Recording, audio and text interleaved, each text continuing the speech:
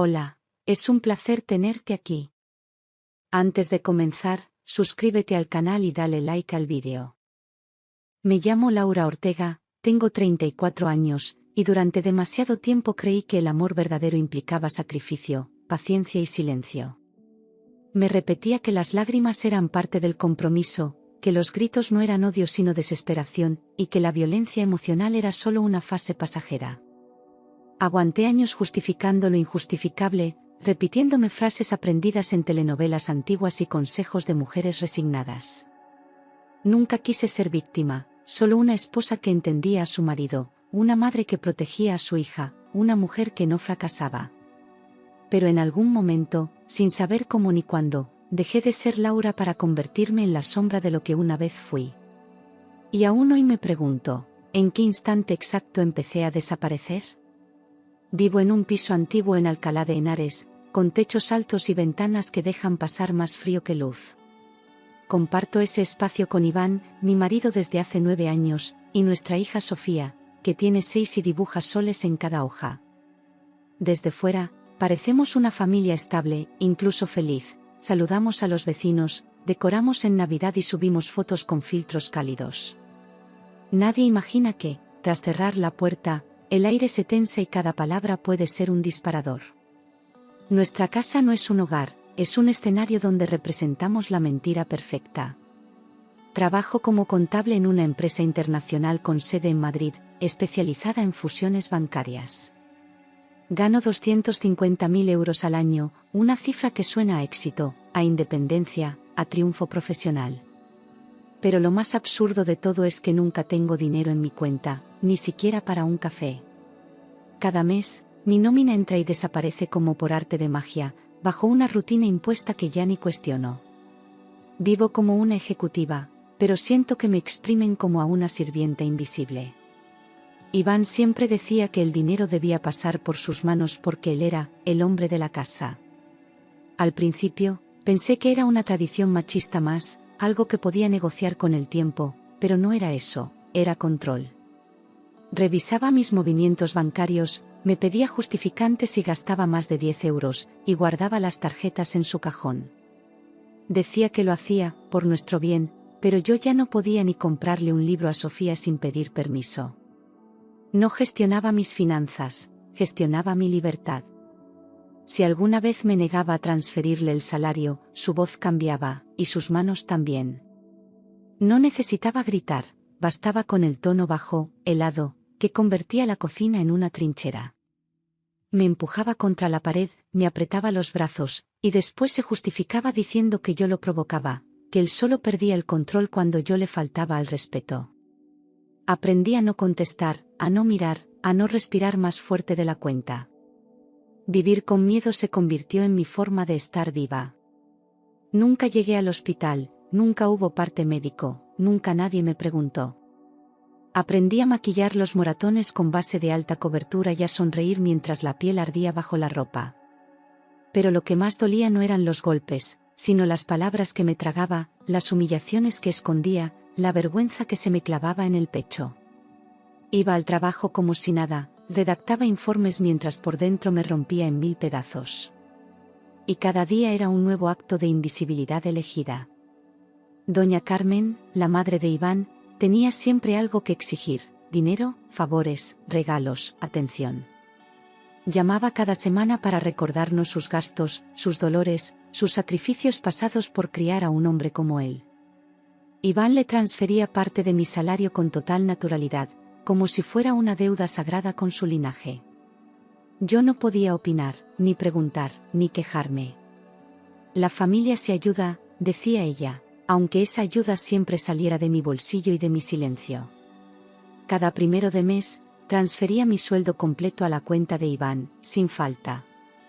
Él luego decidía cuánto nos quedaba para la comida, cuánto iba para su madre y cuánto desaparecía en tragaperras, apuestas o cervezas con amigos. Si preguntaba, me respondía con desprecio, como si no tuviera derecho a saber qué hacía con mi dinero. Me sentía una empleada con uniforme invisible, trabajando para sostener una estructura que me ignoraba. Y cada transferencia era una nueva cadena que yo misma ajustaba al cuello. Por las noches, Cuando Sofía dormía, empezaban las conversaciones en voz baja que terminaban con objetos lanzados o puertas cerradas con violencia. Discutíamos por el dinero, pero también por mi ropa, mis horarios, mis palabras. Él me acusaba de querer hacerme la importante, por trabajar fuera, de creerme más que él, por ganar más. Su mirada se volvía fría, inhumana, como si yo ya no fuera su esposa sino una enemiga a neutralizar. Y yo, como siempre, callaba. Por miedo. Por Sofía. La primera vez que me abofeteó fue frente al espejo del baño, mientras me cepillaba el pelo. Yo le había dicho que no podía seguir enviando dinero a su madre porque ya no alcanzaba para la compra. Él se quedó en silencio, me miró fijamente y luego, sin previo aviso, me golpeó con el dorso de la mano. «No te atrevas a hablarle así a un hombre», escupió, como si fuera una ley universal. Me quedé helada, con la mejilla ardiendo, y entendí que algo había cambiado para siempre. No lo denuncié. No lo conté. No hice nada. Pensé en Sofía, en su carita dormida, en el miedo que podría sentir si veía a su padre esposado. Me dije que los niños merecen crecer con ambos padres, aunque eso implicara mi dolor. Me tragué la rabia, el miedo, las lágrimas, convencida de que callar era protegerla. Pero esa noche, mientras la arropaba, me pregunté si protegerla no era, en realidad, mostrarle que el amor no duele. Cada vez que escuchaba sus pasos subiendo las escaleras, mi cuerpo se paralizaba como si el aire se volviera cemento. Reconocía el ritmo de su andar, rápido cuando venía enfadado, lento cuando traía culpa o alcohol. Me acostumbré a medir la distancia entre sus pisadas y mi miedo, a calcular el tiempo que tenía para esconder las lágrimas. Sofía, sin entender, me preguntaba por qué me ponía pálida cuando oía la llave girar. Y yo solo respondía, nada, cariño, mamá está cansada. En las redes sociales, sonreíamos bajo el sol, vestidos iguales, como si el amor nos sobrara. Subía fotos con frases sobre la familia y el respeto, mientras borraba los mensajes que me recordaban que nada de eso era verdad. Mis compañeras de trabajo me felicitaban por tener una vida tan estable, y yo fingía humildad. La realidad era que cada sonrisa era un disfraz, cada publicación una mentira cuidadosamente editada. Nadie sospechaba que tras esa imagen de éxito solo quedaban ruinas. Ese viernes llegué a casa después de una jornada eterna, soñando con cenar tranquila con mi hija. Abrí la nevera y me encontré con el vacío más frío que he visto en mi vida, ni leche, ni pan, ni fruta. Solo una botella de agua y una mermelada vencida. Por primera vez sentí que algo dentro de mí se quebraba, porque no era hambre lo que dolía, era la certeza de que todo había llegado demasiado lejos. Ni siquiera teníamos que darle de cenar a Sofía. «Mamá, ¿por qué no hay yogur?», me preguntó con esa voz temblorosa que se clava más hondo que un grito. Me quedé muda, con las manos vacías y el corazón en la garganta, sin una mentira decente que ofrecerle. Intenté sonreír, pero se me escapó una lágrima que ella intentó secar con sus deditos. No lloraba por el yogur, lloraba porque sabía que algo no iba bien. Y en ese instante comprendí que los niños perciben la verdad incluso cuando callamos. El teléfono sonó y supe que era mi padre antes de mirar la pantalla. Su voz, serena pero firme, me atravesó el alma: «Voy a recoger a mi nieta para el fin de semana». No preguntó si podía, solo lo afirmó, como quien intuye que debe llegar. Sentí un alivio instantáneo, como si alguien me ofreciera una rendija de aire en una habitación sin ventanas. No lo sabía aún, pero esa llamada sería el principio del fin. Llegó una hora después, con su vieja chaqueta marrón y una bolsa de naranjas del pueblo, como hacía siempre. Al verlo en la puerta, sentí ganas de llorar y abrazarlo, pero me limité a sonreír, intentando ocultar el desastre. Sofía corrió a sus brazos y él la levantó riendo, sin imaginar el hambre que había en casa. Su presencia llenó la habitación de una calma que hacía años no sentía. Y por un momento, quise creer que todo estaría bien. Mi padre dejó la bolsa sobre la mesa y, sin decir palabra, abrió la nevera. El silencio que siguió fue espeso, insoportable. Observó el interior vacío con la mirada fija, como si el tiempo se hubiera detenido entre nosotros. No hizo preguntas de inmediato, solo respiró hondo, con ese gesto que siempre hacía cuando contenía la ira. Y yo supe que no podría seguir mintiendo más. Hija, ¿por qué la niña tiene hambre si tú ganas 250.000 euros al año?, dijo sin levantar la voz. Sus palabras fueron como un espejo que me obligó a mirarme por primera vez sin excusas. Sentí la vergüenza subir desde el estómago hasta los ojos, una ola ardiente que me dejó sin aire. Intenté hablar, pero la voz no salió. En ese instante, entendí que el silencio también puede matar. Me quedé quieta, sosteniendo el pomo de la puerta, deseando desaparecer. Mi padre me observaba con una mezcla de tristeza y decepción que dolía más que cualquier golpe de Iván. Quise decirle que lo hacía por Sofía, que tenía miedo, que estaba atrapada. Pero ninguna palabra parecía suficiente para justificar tanto silencio. Solo bajé la cabeza y lloré en silencio. Entonces escuchamos el crujido del suelo. Iván salía del dormitorio, móvil en mano, con esa sonrisa arrogante que siempre precedía al desprecio. La tensión se hizo tangible, como un nudo invisible entre los tres. Mi padre lo miró sin moverse, y yo deseé poder esconder a Sofía detrás de mí. ¿Qué pasa aquí?, preguntó Iván, fingiendo ignorancia. En ese momento, comprendí que la verdad estaba a punto de salir a la luz, y nada volvería a ser igual. Iván ni siquiera saludó, solo soltó la bomba con su tono habitual de superioridad: le di su salario a mi madre. Ella lo necesita más. Lo dijo delante de mi padre, con total frialdad, como quien cree tener la razón grabada en piedra.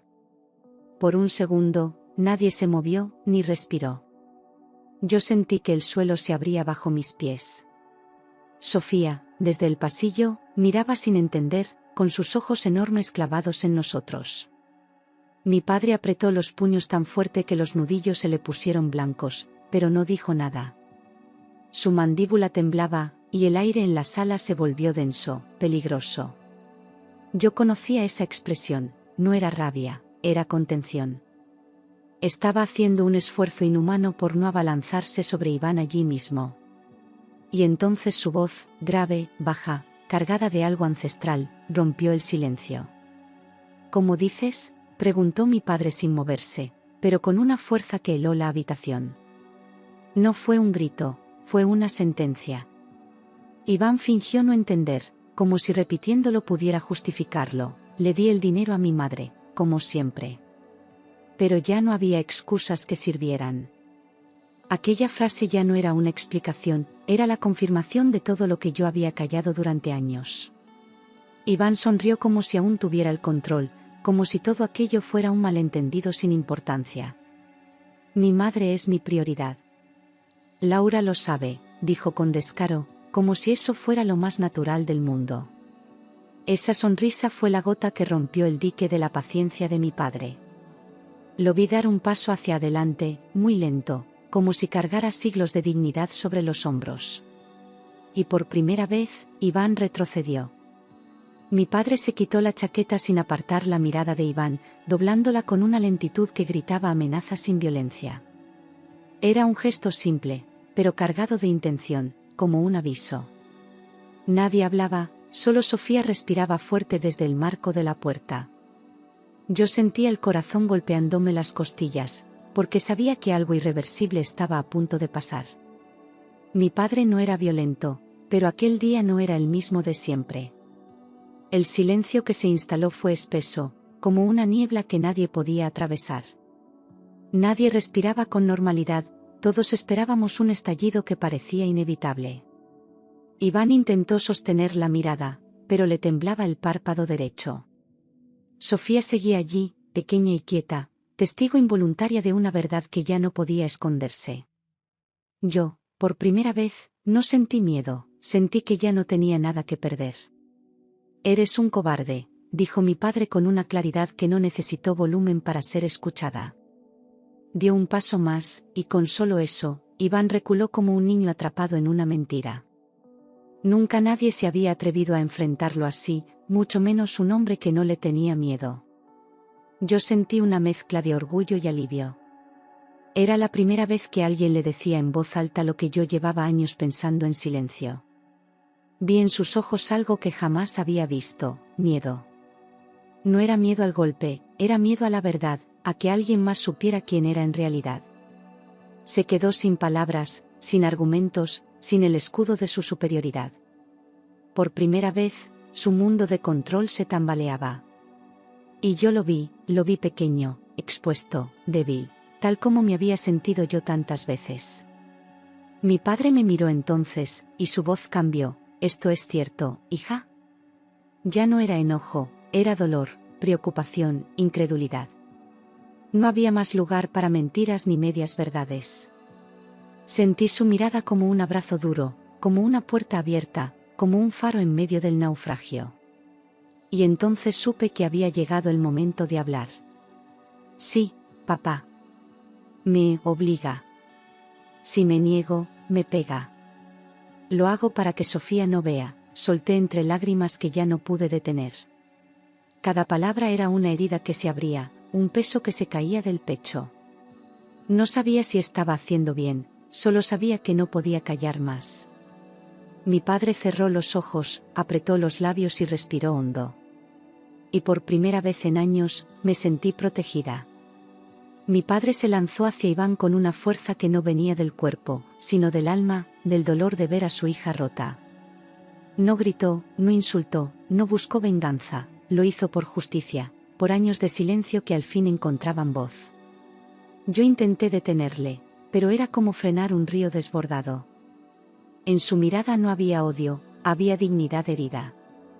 Y por primera vez, Iván supo lo que era enfrentar a alguien sin miedo. Lo agarró por el cuello de la camisa, lo empujó contra la pared y le habló al oído con una voz firme como piedra: «Tú no sabes lo que es ser hombre». Iván no respondió, no pudo, estaba paralizado, sin palabras, sin poder. Mi padre lo soltó con desprecio, no por lástima, sino porque sabía que no valía la pena ensuciarse más. Fue un acto de autoridad moral, no de violencia. Y ese gesto pesó más que cualquier golpe.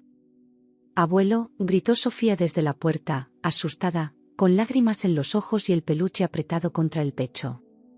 Mi padre se giró de inmediato, se agachó y la abrazó con todo el amor del mundo. Le susurró al oído que ya no pasaría nada malo, que estaba allí para protegerla. Yo vi en sus ojos un miedo que no merecía, una culpa que no era suya. Y entendí que si no salíamos de allí, la herida sería también suya. «Coge a la niña, Laura». «Nos vamos ahora mismo», dijo mi padre sin dudar, como si llevara años preparando esa frase. No lo cuestioné, no discutí, no pensé, simplemente obedecí. Fui al cuarto, cogí una mochila, metí lo básico y sentí que el corazón latía como si quisiera escapar antes que yo. Sofía me seguía en silencio, con una mezcla de esperanza y confusión. Aquel instante no fue una huida, fue un renacimiento. «No podéis iros, esta casa es mía», gritó Iván desde el salón, con la voz rota y los puños cerrados, como si todavía creyera tener poder sobre nosotras. Mi padre ni se giró, solo tomó la bolsa de naranjas y me abrió la puerta. Yo esperaba una reacción violenta, un golpe, algo. Pero Iván se quedó inmóvil, como si por primera vez se diera cuenta de que ya no controlaba nada. El miedo había cambiado de dueño. Antes de cruzar el umbral, mi padre se giró y lo miró con una calma letal. «Lo veremos ante un juez, pero esta noche duermes solo». Su voz no fue una amenaza, fue un veredicto. Iván intentó replicar, pero las palabras no salieron. Era como si la verdad le hubiera cerrado la garganta.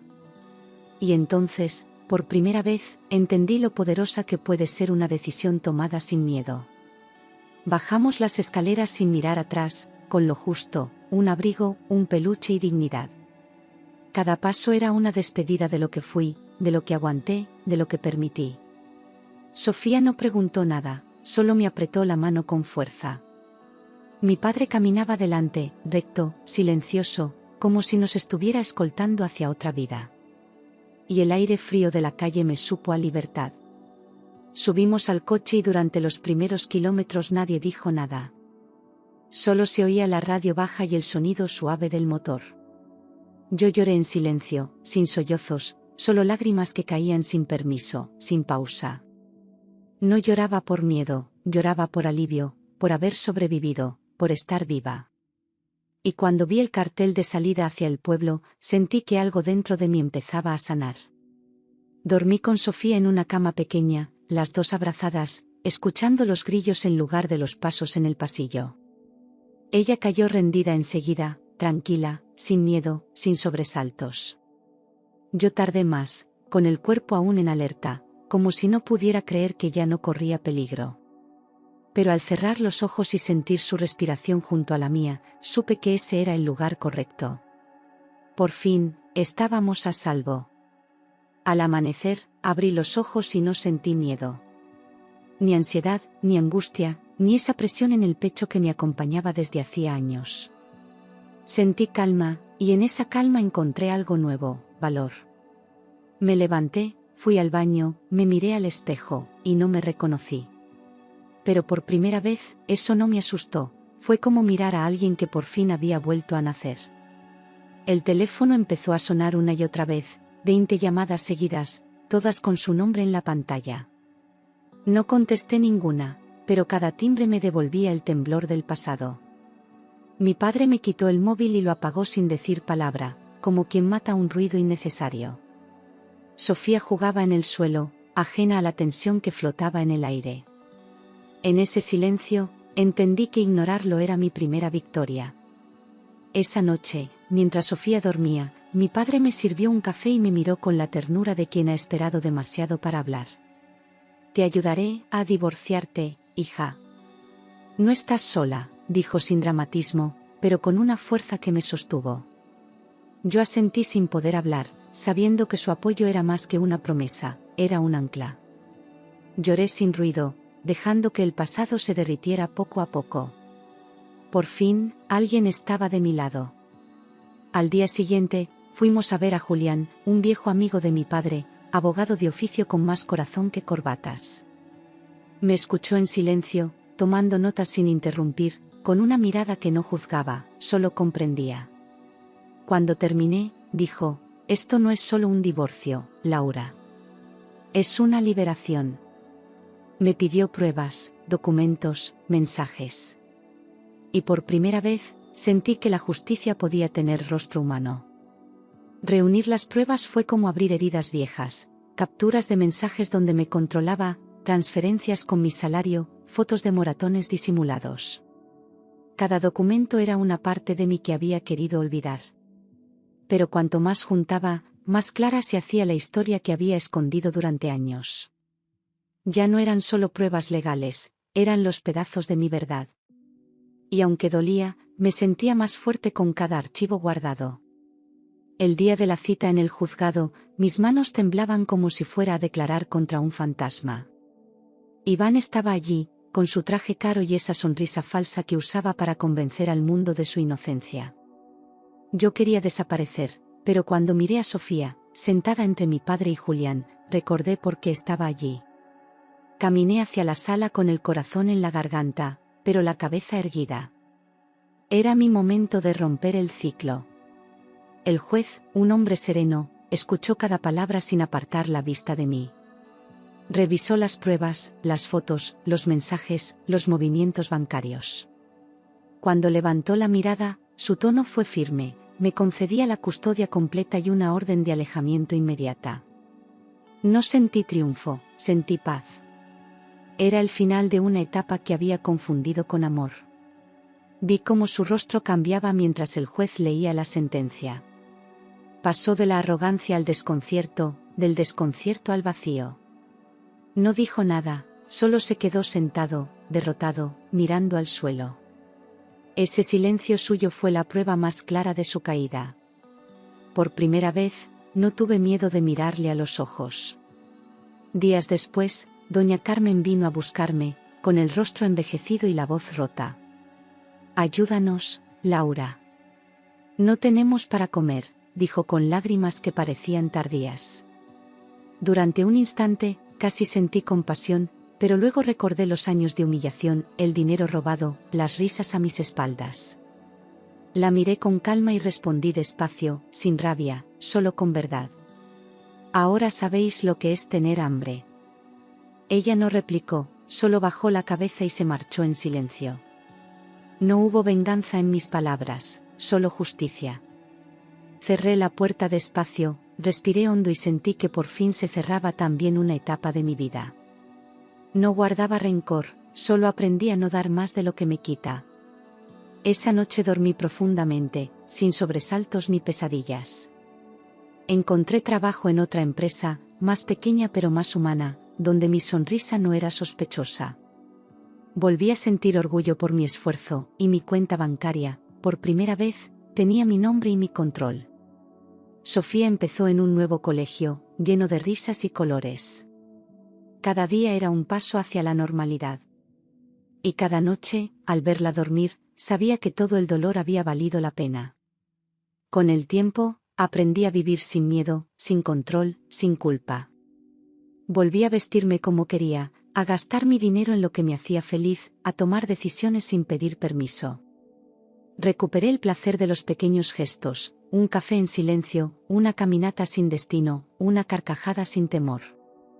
Cada día sentía que mi fuerza volvía, no como antes, sino más firme, más consciente. Ya no sobrevivía, vivía con plenitud. Mi padre se convirtió en mi refugio, en el apoyo que nunca tambaleaba.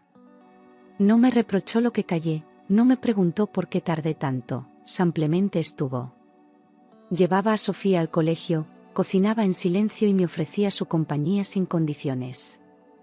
A veces le veía emocionarse mientras nos miraba desde la puerta, como si no pudiera creer que lo habíamos logrado. Él fue el puente que me devolvió a mí misma. Sofía empezó a reír de nuevo, de forma libre, con esa inocencia que yo temía haberle robado. Dibujaba casas con ventanas abiertas, madres que sonreían, soles enormes que llenaban el cielo. Sus preguntas desaparecieron y fueron reemplazadas por cuentos, juegos y abrazos espontáneos. Yo la observaba en silencio, agradecida de que su infancia aún pudiera salvarse.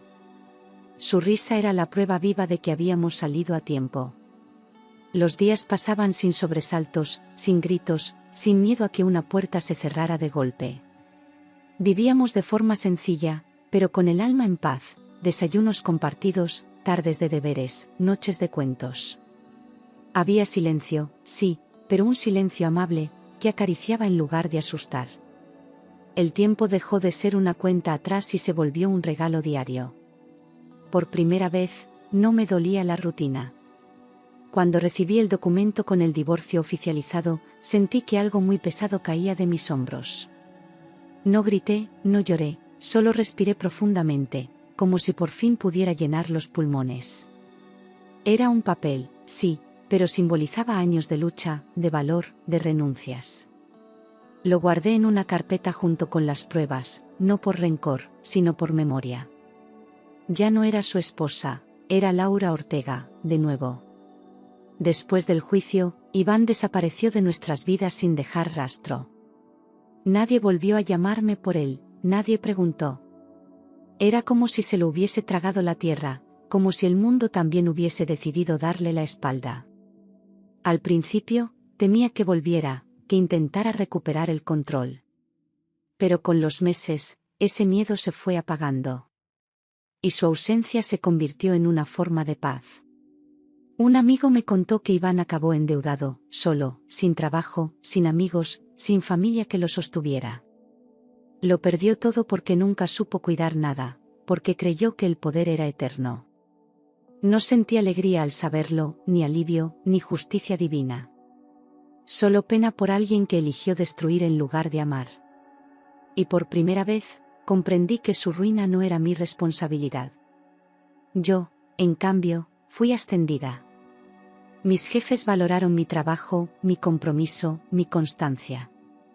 Me respetaban, me escuchaban, me trataban como alguien valiosa. Y lo más importante, yo también empecé a creer que lo era.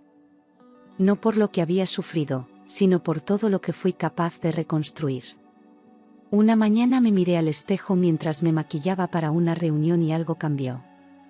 Ya no vi una mujer rota, ni una víctima, ni una sombra. Vi firmeza en los ojos, serenidad en la postura, una cicatriz que ya no dolía. No necesitaba esconderme detrás del maquillaje, me gustaba lo que veía. Por fin, después de tanto tiempo, me reconocí con orgullo.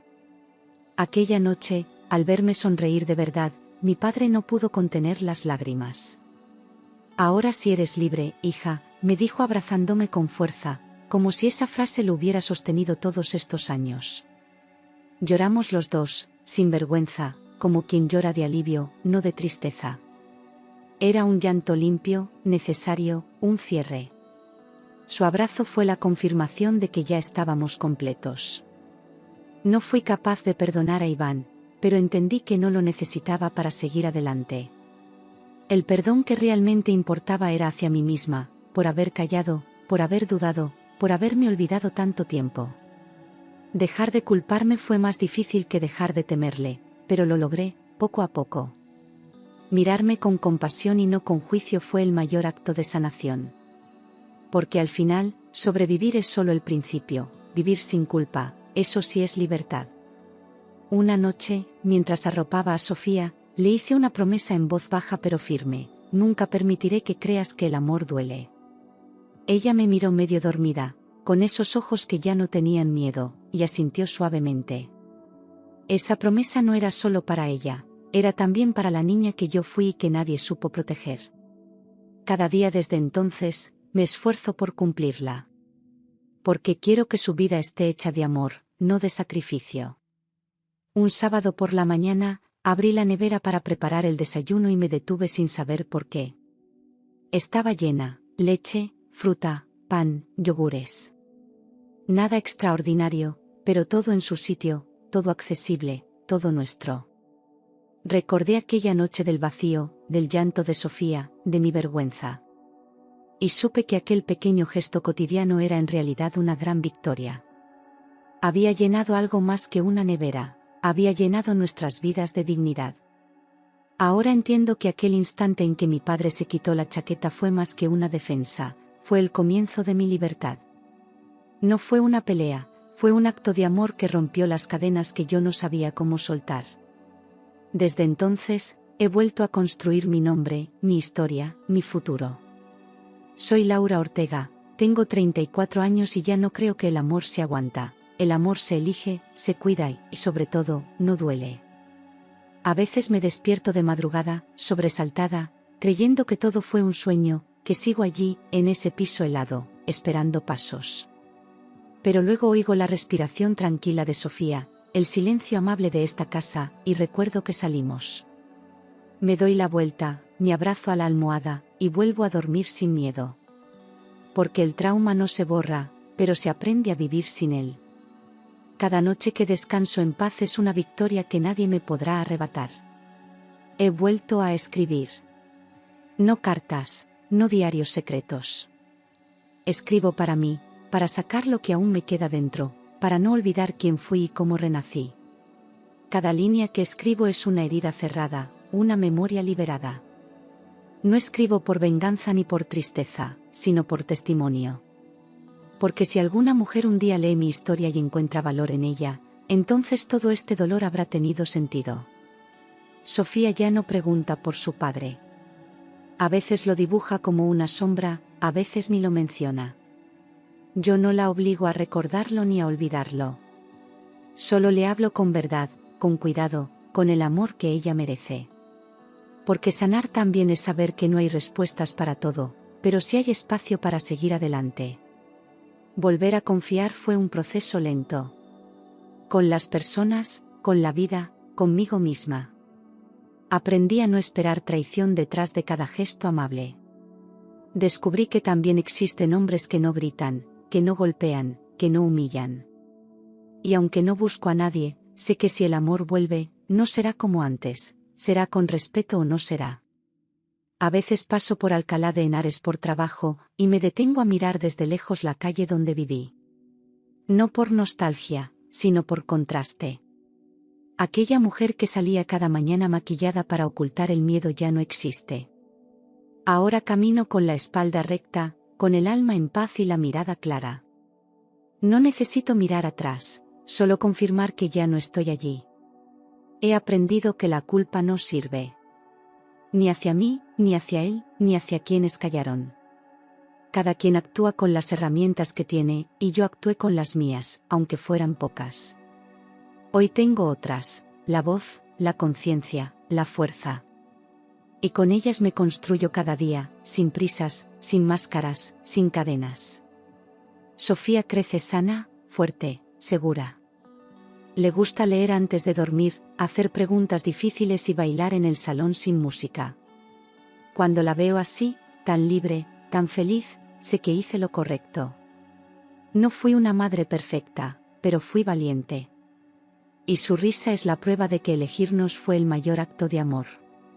A veces la gente me dice, qué suerte has tenido, y yo sonrío sin corregir. Porque no fue suerte, fue decisión. Fue dolor, fue coraje, fue levantarse cuando todo dentro quería rendirse. La suerte fue haber tenido un padre que no miró hacia otro lado. Pero el resto, lo gané yo, paso a paso. Ya no tengo miedo de estar sola. Porque descubrí que la soledad no es ausencia, es espacio. Espacio para respirar, para sanar, para escuchar mi propia voz sin interrupciones. Aprendí a disfrutar de mí, a no necesitar permiso para existir. Y en esa libertad, encontré algo que nunca antes tuve, paz verdadera. No sé qué pasará mañana. Pero sé que hoy estoy viva, libre, completa. Y eso basta. Lo demás lo iremos construyendo, con paciencia, con amor, con verdad. Porque esta es mi historia, pero también puede ser la de muchas. Y si alguna vez dudas de tu fuerza, recuerda esto, no estás sola. Nunca lo estuviste.